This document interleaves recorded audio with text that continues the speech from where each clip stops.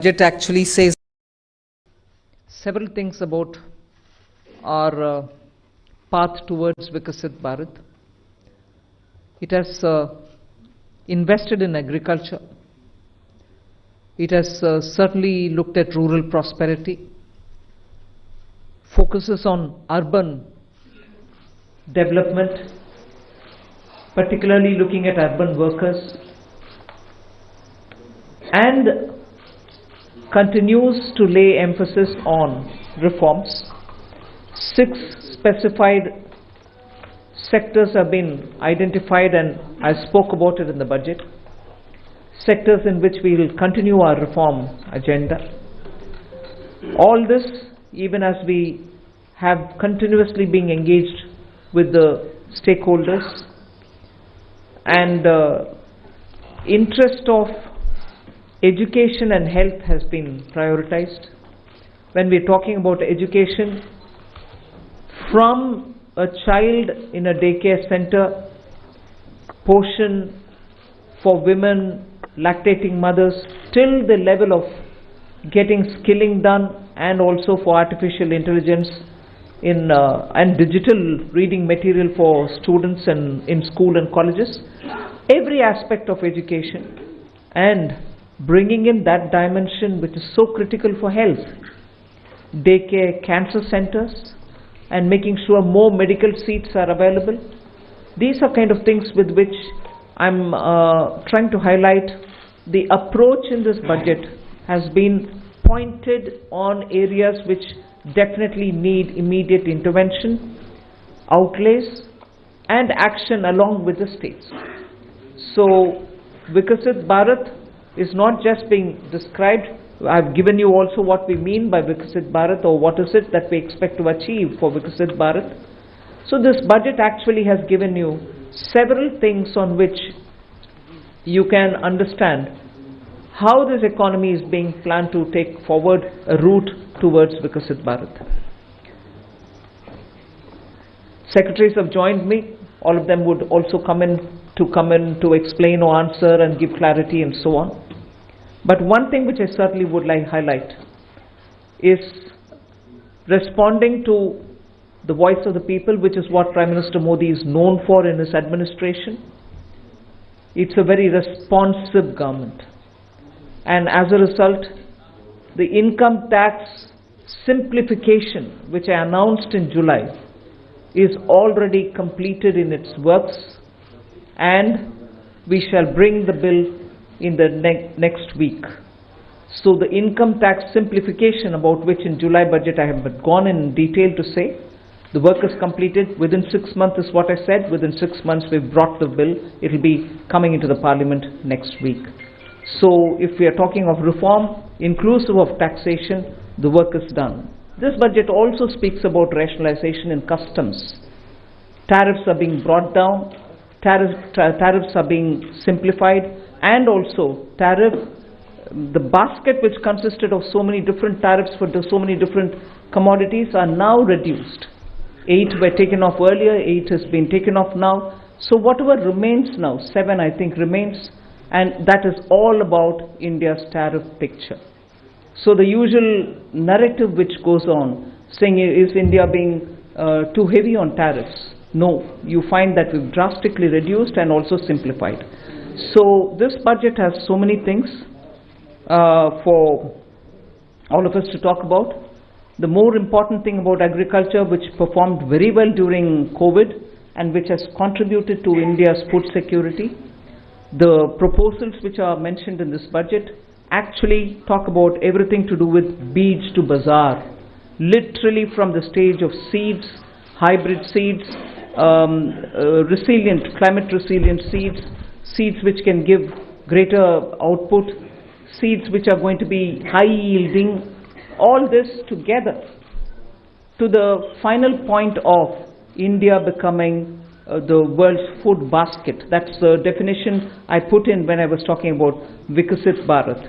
So we are making sure that India's agriculture gets the support across the board, whether it is on seeds, whether it is for skilling the farmers, whether it is rural prosperity, whether it is going to have agriculture and allied industries being set up in rural areas, and whether it is going to be farmers getting better and more loan with interest subvention, not just farmers, fishermen, and also dairy, meaning animal husbandry.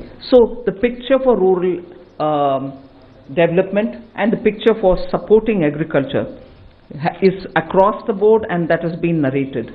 The second thing which I would want to highlight is the continued emphasis that we're giving since vote on account budget, July budget, and now on the MSMEs. Whether it is giving them sovereign guaranteed loan, whether it is support during COVID, whether the definition being changed now for better, more inclusive growth in MSMEs, access to bank credit. So MSMEs have also been given greater emphasis. Together with this, I'd like to highlight the point that energy security has had greater attention in this budget. We've highlighted in July budget how even pump storage will have greater attention. Solar and wind and renewable energy has also been taking consistently good importance in our budgets. This time we are talking about the small modular reactors.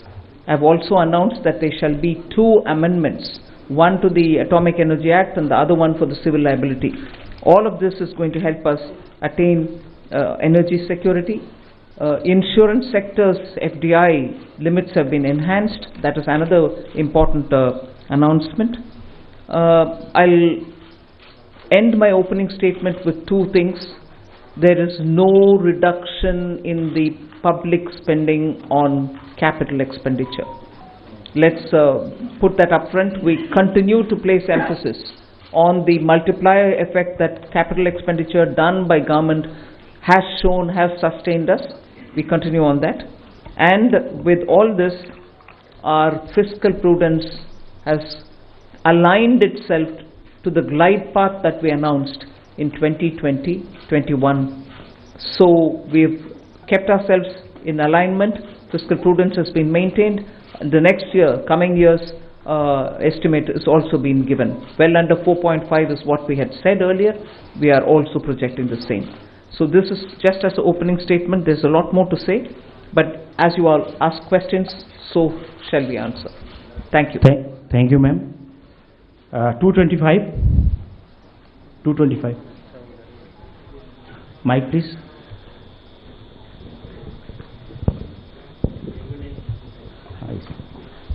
Ma'am, this is Shrimi Chaudhary from NDTV Profit. I just wanted to understand, ma'am, here. Ma'am, you said the new income tax bill will come next week. Will that be in the form of draft, and where you are also going to take stakeholder comments on that? Yes, as a bill, any bill goes to the standing committee, and the standing committee will of course consult with so many stakeholders, and then it will come back to us, and if necessary, any more amendments if need to be brought in, we'll bring it in and take it forward in the House. So do we expect implementation in this in the fiscal year in FY26? Do you expect what? Do we expect the implementation of? Well, let it get passed. I hope it will get passed without much of a difficulty, but it is only after it's passing. Sure. Thank you. 35. Front.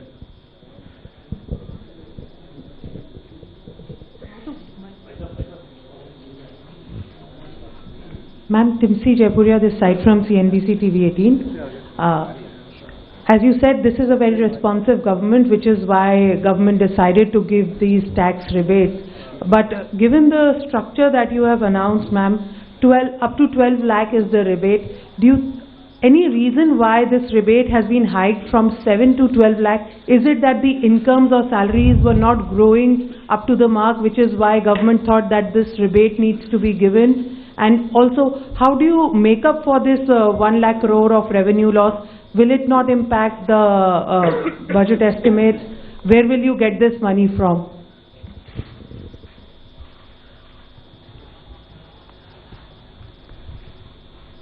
Firstly, I think the first question is, you said that this, when the incomes are not growing. This is an income tax. Only when there is an income, then we are talking of the tax. So income has to grow to the level to discuss about the tax. Now, why from 7 to 12 lakh? It is something like, It was earlier 2.2 lakhs. When 2014 it became 2.5 lakh, nobody is going to pay tax. Then there was a 2019 that, we said 5 lakhs, nobody is going to pay tax. And we said it was raised to 7 lakhs. And now it's being raised to 12 lakhs. So this is a perception that the government feels that, on the average 1 lakh per month, if you have, then you need not pay tax, which means that, we are doing it in two ways. One is we are reducing the slab rates. We are expanding the slabs. If you would have noticed, the slabs are now 0 to 4, 4 to the uniform slabs, and there is a gradualism. There was a thing when we had earlier 20%, then it was jumping to 30%. Now it is 20, we have introduced 25 also.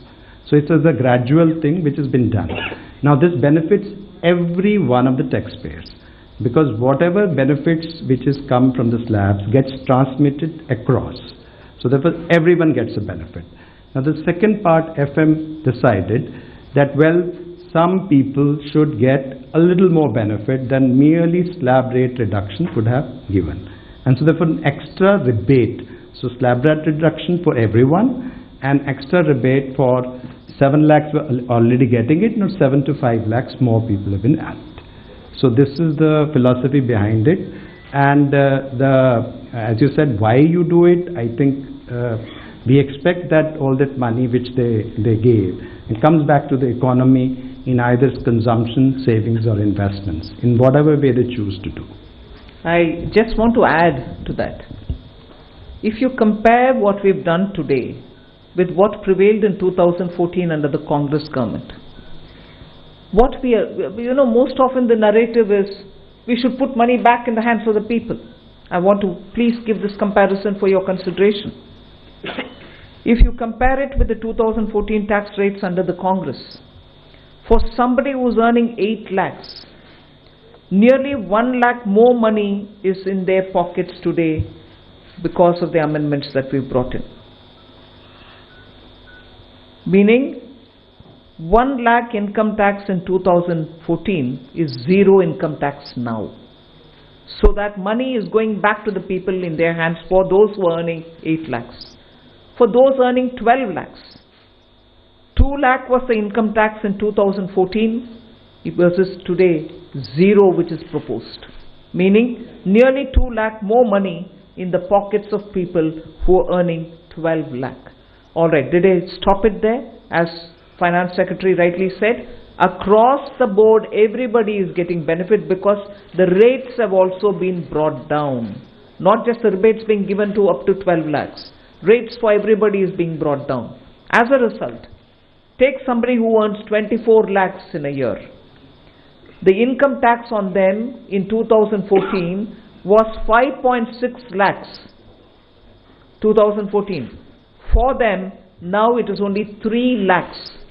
The rate change has benefited somebody who earns 24 lakh as well. So 2.6 lakh rupees more in the pocket of people who are earning 24 lakh. So it is not just those who are up to 12 lakh because they are not paying any tax at all, because rebate is given to make up for the tax amount which they have to pay. It is not just up to 12 lakh. Even for others, benefit is accruing, and compared to what it was in 14, that much amount of money is going back to those respective money earners. Just compare it with 24 tax rates, which is prevailing now, and what is being proposed. I would like to draw the comparison. 8 lakh people, meaning those who are earning 8 lakhs. 30,000 rupees more is being put back into their pockets, meaning they would be paying 30,000 in the prevailing tax, 8 lakh salaried wale. Now they pay 0 in the new proposal. Similarly, 12 lakh salary or income wale would have 80,000 rupees tax to pay in the current prevailing taxation rates. They would have 80,000 rupees now go back to their pockets. They don't have to pay that tax. Go to the 24 lakh and compare with the present rates. Present prevailing rate, they have to pay 4.1 lakh rupees as tax. We are saying now they will have 1,10,000, 1.10 lakh in their pockets. which they don't have to pay as tax. So we have put good substantial amounts into the pockets of people who deserve to get that, and I would want that to be highlighted compared to what prevailed in 14 and what prevails just this year. 3. Yeah, 3 number. Ma'am, many congratulations. Something that has been quoted to you as well as the Prime Minister, and yesterday the Chief Economic Advisor hinted, in terms of disinvestment and where you should not get into, government. You yourself have been talking from 2020, 21, and subsequently, government should be in less spaces. Has it been a strategy? Because I know you're committed to it, but last budget you didn't refer to it. This budget you have not referred to it. The target still remains there. Is there any impetus that you're going to do towards what has already been announced by the budget? For example, bank privatization of banks and others. That's one.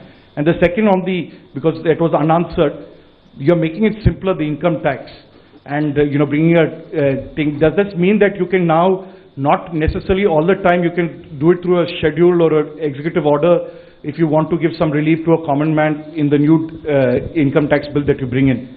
No, giving relief any time will have to go to the Parliament, because if we are giving fiscal relief to people, it has to have approval from the Parliament. So but what the tax simplification really means is the complication in the language, the circuitous way in which they were explaining things, and adding too many exemptions. You will realize that when we brought in the new tax regime, we didn't want the old tax regime imitated or copied. In that, there are several exemptions given in the old regime. In the new, we didn't want to give any, because we wanted a simple, straightforward tax regime in which the rates can be brought down. That's what we've done even now. So the act itself had to be simplified. The attempt now is that. And on the disinvestment and... No, all that will continue. There won't be a relenting on any of this. On disinvestment, if I can add, you see, the last time, July, also the similar questions were asked. We have actually since then, a value creation strategy, which was actually well explained at that time also. There is no disinvestment target per se. Disinvestment and dividend are both looked at together, because both are money and money is fungible. And it has got 5 elements. The first element is that we are saying CPSC's performance. The second is we say that we should have communication of performance. The third we say that the capex of the CPSC, which is important, as you know, in terms of accelerating growth. The fourth is the consistent dividend policy. And the fifth is there is a calibrated disinvestment strategy. And the disinvestment also is there. The listing is a part of disinvestment itself. So if you really look at it, both dividend and disinvestment is about 80 to 90,000 crore per annum are being raised, but in a manner which are beneficial to the minority shareholders who are there in all our listed companies. 65, back side.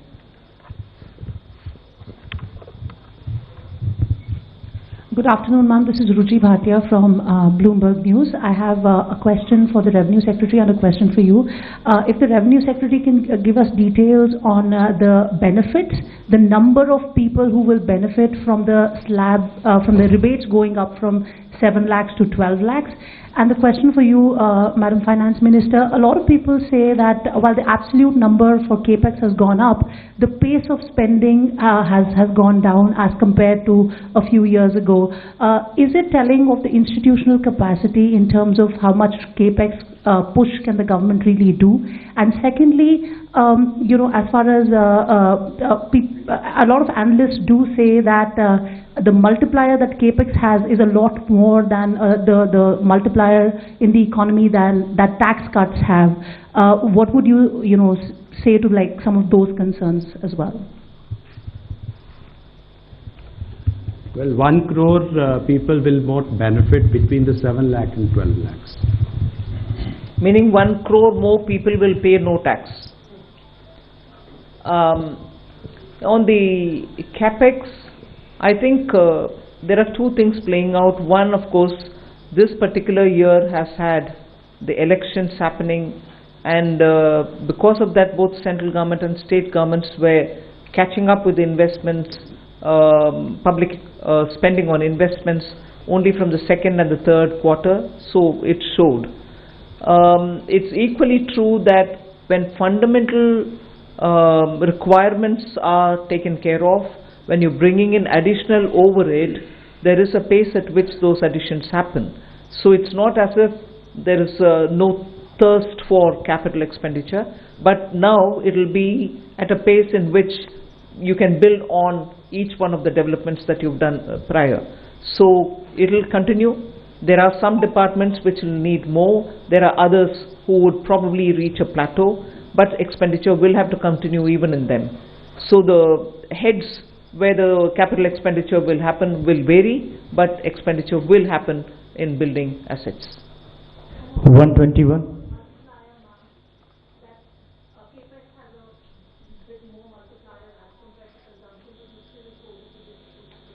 No, capex is also continuing. I have not foregone capex to give for revenue expenditure or consumption expenditure.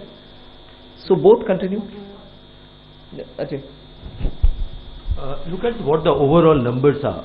Even in the coming year, the next year, effective capital expenditure, including what Government of India provides to state for their capital expenditure, is 4.3% of the GDP, one of the highest.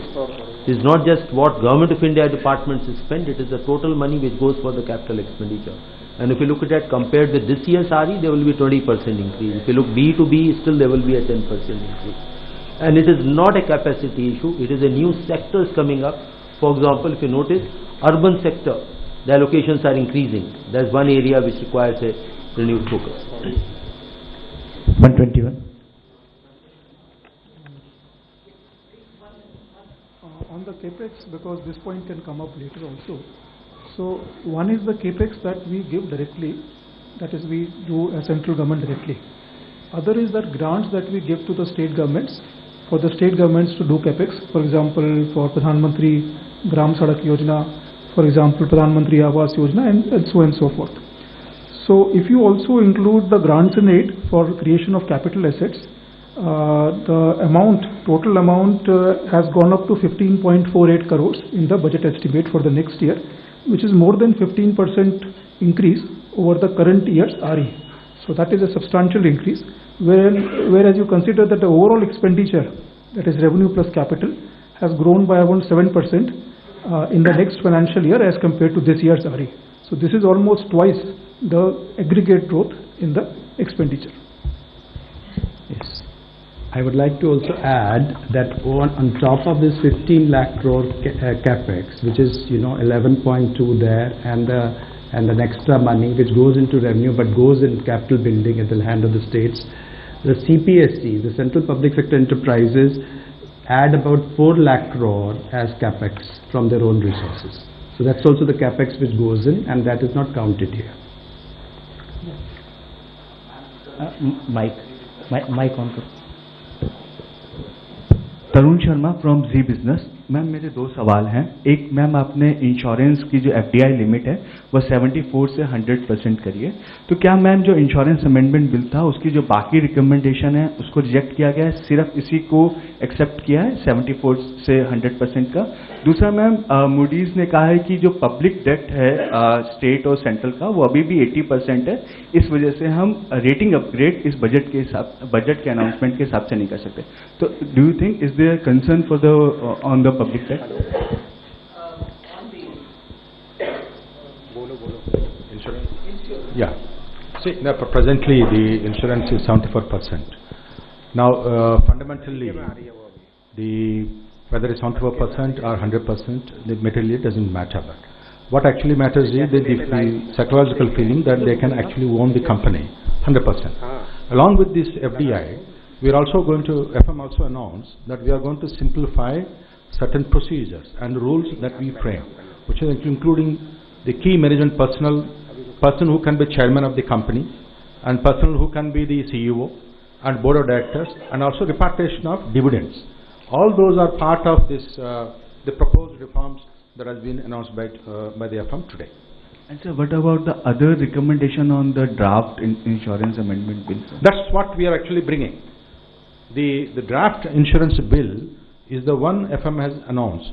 But the main point she has mentioned that 100% FDI, including simplification of existing rules for FDI industry. The draft bill is also coming. Is coming. Answer this? Yes. And then the public debt on the public.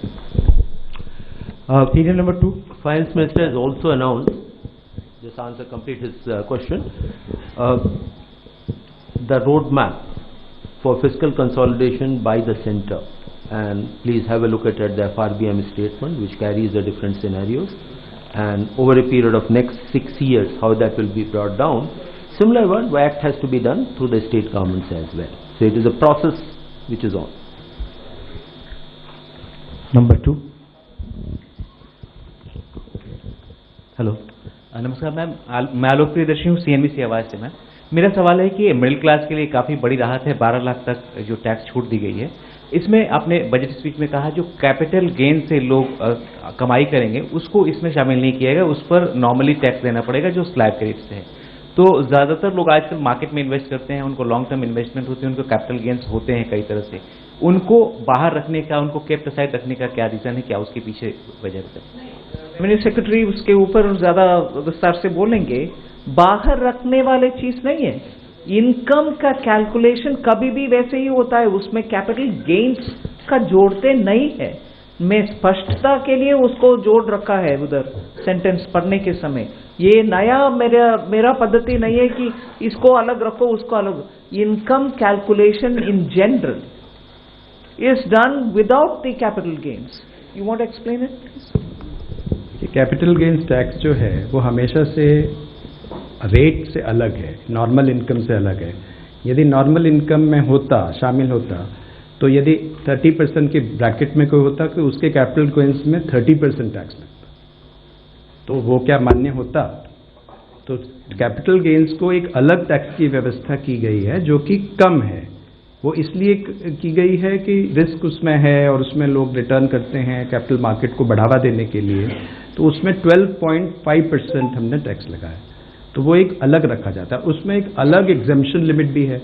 यदि वो एक साल में capital gains आपको is it 1.25 lakh 1.25 lakh यदि हो तो वो एग्जेम्प्ट भी होता है। तो और यदि शॉर्ट टर्म हो तो वो 20% होता है। तो वो एक व्यवस्था अलग है और नॉर्मल इनकम की व्यवस्था है जो कि स्लैब रेट और उससे काउंट होती है। तो इसलिए वो अलग ही है, कंफ्यूजन ना हो इसलिए वित्त मंत्री जी ने स्पष्ट उसको कर दिया था स्पीच में, क्योंकि ये कंफ्यूजन की संभावना थी कि सब लोग ये समझेंगे, तो उसको स्पष्ट किया गया। 46 पीछे बैक साइड एक hello ma'am, Harsh Kumar from Business Standard newspaper. Ma'am, since government has decided to move ahead with a comprehensive asset monetization plan, so what are the new changes from the previous one, and if you can give some broader aspects of it in detail? See, as we are aware that till the last year, the first program which was launched in 2021, achievements have been of the order of about 90%, which is a good progress. Based on that success is the next leap, almost double the amount which are coming up. And there are newer asset classes will also be come up. For example, transmission assets, and not just of the Government of India. Government of India doesn't own, say, power corporation, power transmission corporation, but state government's assets are also there. So they will do the monetization, and you will hear very soon that entire plan will be out. Sir, can we, in future, can we get a separate number of asset monetization and disinvestment? See, this money, what the intent is, there's already an investment or other the assets are there, which may be owned by Government of India, which may be owned by, say, NHAI, or they may be owned by one of the PSUs. They disinvest, not disinvest, they monetize that asset and use that money to build a fresh or a new project and a new asset, plow back that money back into the economy.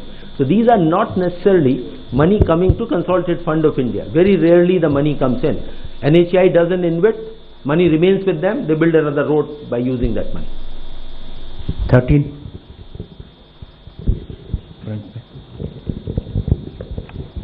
Hi ma'am, good afternoon. I am Kriti, I'm from Informist Media. So right now you just said that your fiscal prudence has finally aligned with your glide path that you had announced in FY21. This year you have given a new roadmap, so mentioned debt to GDP roadmap. You aim to bring down your debt to GDP ratio to 49 to 51% by FY31, considering the nominal GDP would be in the range of 10 to 11.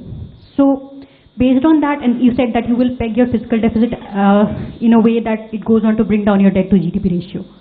So is there a rough estimation of what kind of fiscal deficit you may have by FY31? And secondly, on 31, when you aim to bring down your debt to GDP ratio.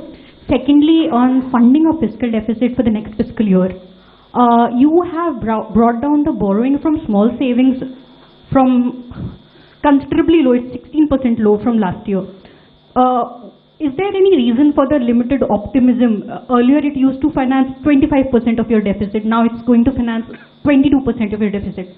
So if you could just elaborate on if there is any reason for that. Thank you. First of all, that what is going to be the fiscal deficit in nth year from now? The path is very clear that debt to GDP ratio will be on a declining path depending upon what the growth rate in the economies are, what kind of a stimulus measure or a further consolidation measures would be needed, and the roadmap does envisages three scenarios: mild, moderate and high level of consolidation. So do your maths there, that the range is coming up. In the best case scenario, the highest growth rate and highest level consolidation can go as low as 47.5%. Very low growth rate, etc., it comes to 52. What the goal is taken is 50 plus minus 1%, and that's showing that physical response to needs of the economy. So that is the goal, but overall trend has to be declining trend.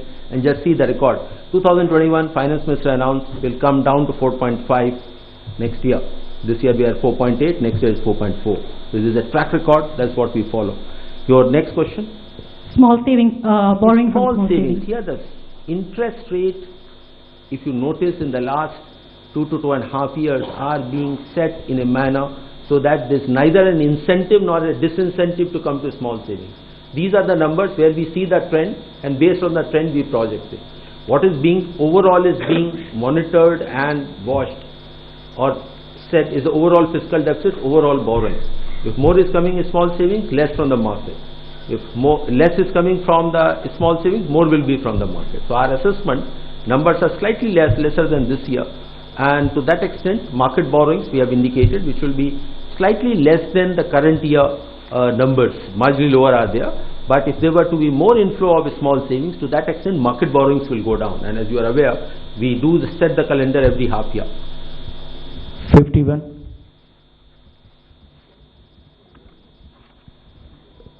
Hi ma'am, this is Vikas from the Hindu. First of all, you've left us with very few questions after that announcement on the direct taxes front. And you mentioned that there is a 1 lakh crore revenue foregone from that move, which is obviously going to help boost consumption and demand and private investment in turn.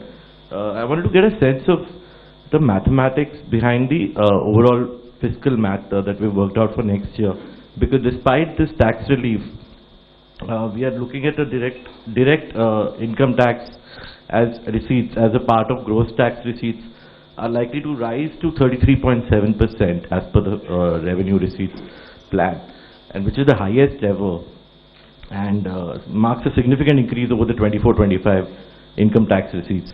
So I wanted to understand what's what gives, how do you work this out? Because on one hand we are giving away significant relief.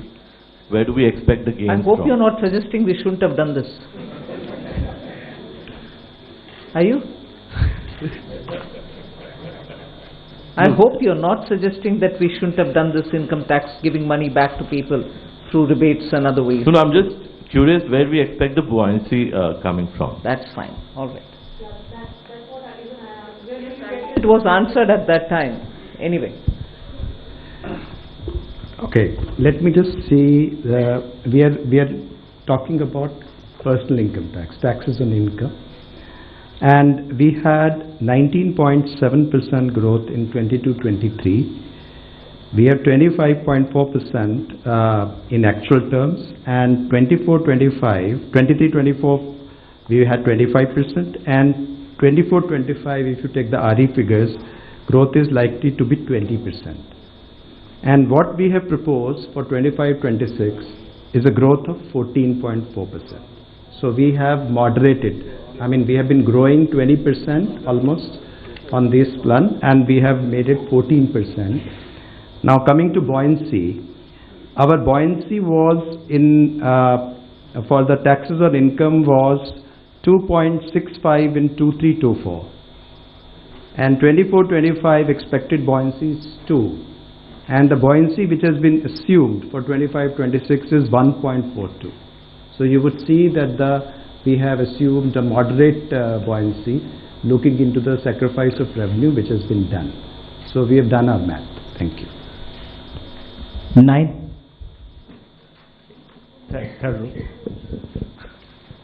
Good evening, ma'am.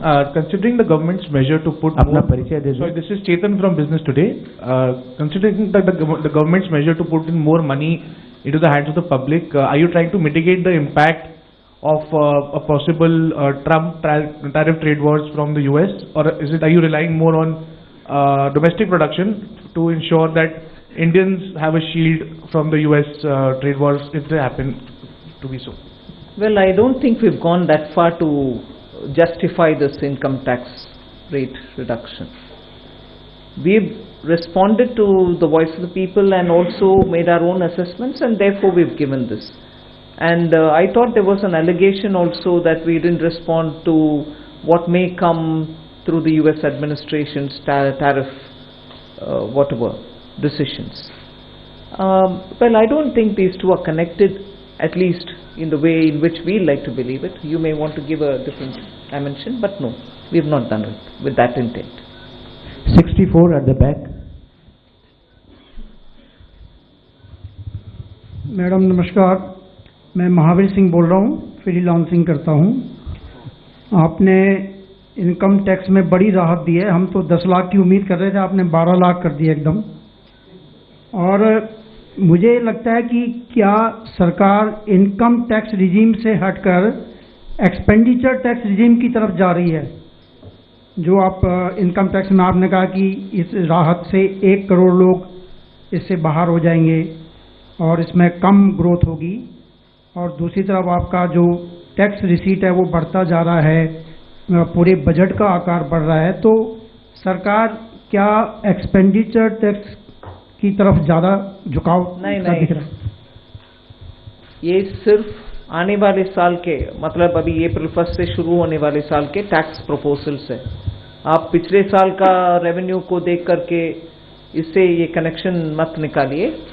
हम जनता के लिए, middle class के लिए राहत दिलाने के लिए प्रधानमंत्री जी के आदेश के अनुसार रेट रिडक्शन किया है, उतना ही है। 47.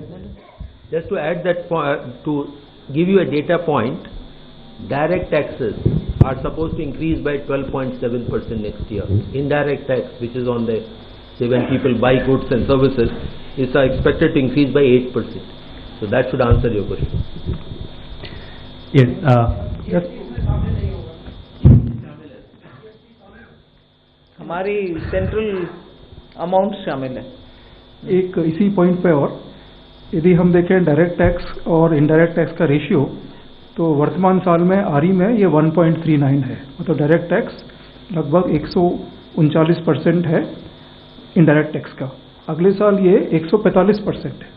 तो जो आप कह रहे हैं उसका उल्टा है, डायरेक्ट टैक्सेस पे अधिक अगले साल राशि प्राप्त होगी as compare to indirect tax. और यदि हम देखा जाए बॉयंसी जो है वो इनडायरेक्ट टैक्सेस में 0.82 है, क्योंकि कस्टम्स जो है वो कोई अभी हमारे लिए एक रेवेन्यू का साधन नहीं है, वो एक बॉर्डर मेजर्स है, और बहुत समय में हमने ड्यूटी रिड्यूस भी की हैं, क्योंकि बहुत ज़्यादा हाई टैरिफ लगाने से भी उसके ठीक परिणाम नहीं, तो ये भी नहीं है। और CGST और सेस में हमारा जो बॉयंसी है वो सिर्फ 1.08 है, तो आप देखेंगे कि वो उसमें कोई एक्स्ट्रा हमारा करने का विचार नहीं है। Ma'am, Prakash Predashi from ET now. Yeah. The KCC limit has been enhanced to 5 lakh. So any assessment on how this decision will boost rural consumption? Secondly, ma'am, the budget document mentions something about sharing transaction details of crypto assets. If you could elaborate. Sharing transaction details of? Crypto assets. Okay. Nagaraj, you want to say on the KCC?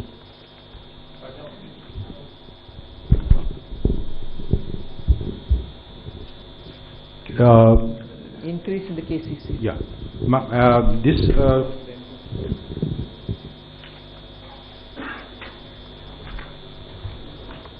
Let me respond to the question on the KCC. This is to enable those farmers who are doing commercial cropping, they require more more crop loans are required. It will facilitate them, and government will provide the interest subvention for them up to limit of 5 lakhs. It is not first to assist the farmer. It is not a measure to boost rural consumption. That is not the intent. Intent is farmer needed more crop loans. It is to facilitate that. That is the purpose. And 1 lakh is decided long time ago. High time it was changed. The KCC loans are given at the 7% rate of interest. It's already subsidized by the government at 1.5%. Now, if the prompt repayment is there, there is another 3% to the farmer. The effective rate of interest on KCC loans is only 4%. Now, with the current announcement by the FM, there will be almost about 26 crore additional budgetary impact for this KCC loans. 45 जहाँ तक crypto का सवाल है, अभी हम crypto पे tax लगा रहे हैं, although it's not a regulated entity. जैसे ब्लैक मनी में भी टैक्स लगता है, तो उसी तरह से क्रिप्टो में भी टैक्स लगता है. नहीं, मतलब रेगुलेशन ना होते हुए भी इट इज़ टैक्सेबल.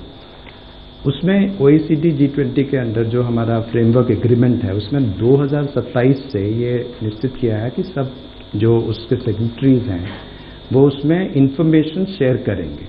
तो उसके लिए टैक्स लॉ में ये व्यवस्था की जा रही है कि हम वो इंफॉर्मेशन गैदर करने का फ्रेमवर्क, जो रूल्स हमको बनाने हैं, वो हम कर लें. Ma'am, Meghna Mittal from Money Control. The union budget has announced a big income tax relief in the new income tax regime. Where's Meghna?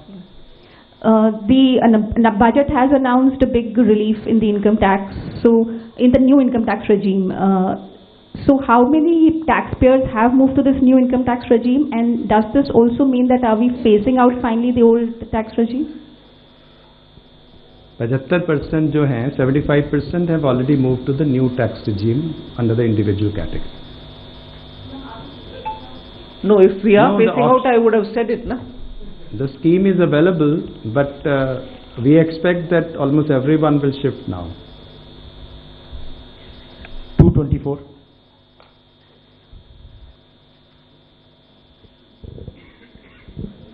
Good evening, ma'am.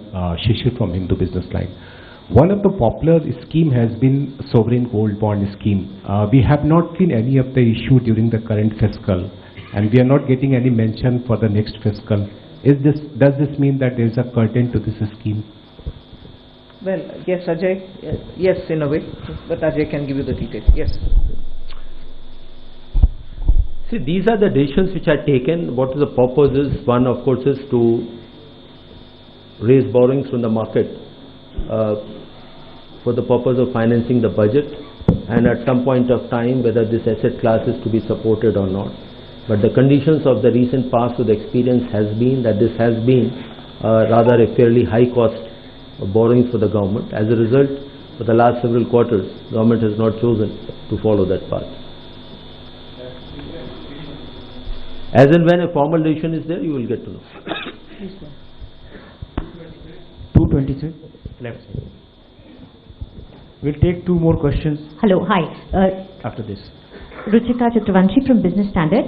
Just two things. One, if you could elaborate on the BIT that you've said that it will be made investor friendly. So will it be in the line with what we have with the UAE? And one, there is an increase in the corporate tax revenues also that have been projected in the FY26 budget. So what is the reason for you to, why are you expecting like a revival in corporate tax, which has been a bit of concern? Well, on the BIT, I think I've stated the reason why we want to revamp it, to make it more investor friendly. Yes, I can understand you quoting UAE and asking whether it is going to be in line with that. UAE was a bit more than, it was 2016 plus, it was more than the 2016 version of the BIT. But there is no particular template that I'm adhering to. We want to make it lots more robust and lots more investor friendly. 125. Ma'am, good afternoon. Karishma from Business Today. Congratulations to you and everybody. Ma'am, Manrega has again, it's seen in stagnant allocation in the last 2 years, despite that this year's FY25 utilization has already peaked until December. Do you expect a mid-year revision? And ma'am, a quick clarification on crypto. When is the DA-led crypto paper likely to be released? See, on Manrega, I think every year the same question is asked and every year we answer the same question. It is a demand-driven program.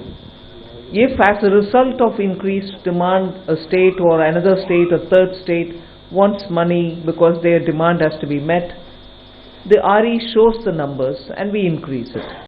But just because of that, it doesn't mean that my BE will have to be on the enhanced note. Every year the numbers, in fact every crop season, post the crop season, the numbers vary. So as a demand-driven program, we'll certainly respond to it as and when the numbers come. On the crypto, when is the DA paper likely to come? You'll get to know when it comes out. This is last 6 at the back.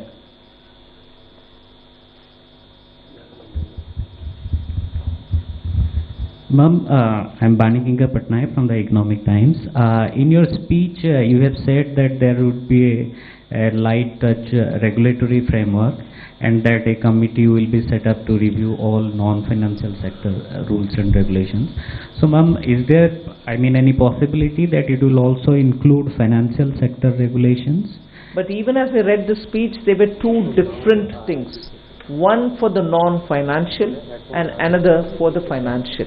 The financial is still being looked through the FSDC, whereas the non-financial is where we have appointed or we are asking for an appointment of a high-level committee which will look at the regulations, particularly for compliance, for inspection, for certification. There are ever so many overlaps, friction points, pain points. So to sort that out, our approach is this: one through the FSDC for the financial, and for the non-financial, several of them which are non-financial, the high-level committee.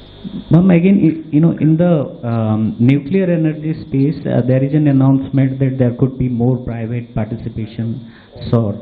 So, is there any particular frame in mind that how we are going to do it, or any incentives or something of that? No, what I've announced at the moment is what stands, and the respective departments will go into the details and they'll come out after the year commences. Thank you, ma'am. Thank you for.